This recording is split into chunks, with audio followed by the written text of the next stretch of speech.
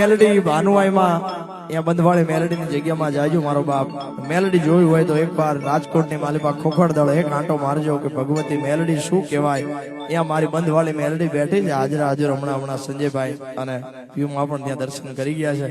એકવાર આવો જેને જેને મેલડી વાલી હોય ને મેલડી જોયું હોય એ ખોખડદળની ધરતીમાં એકવાર આવે અને મેલડી દેખાય મારો બાપ। અને એ માનો આદેશ છે, કેવો આદેશ છે કે હંસલા બની મોતી ચણ જો ખાડા ખાબો છીએ ના બે હતા।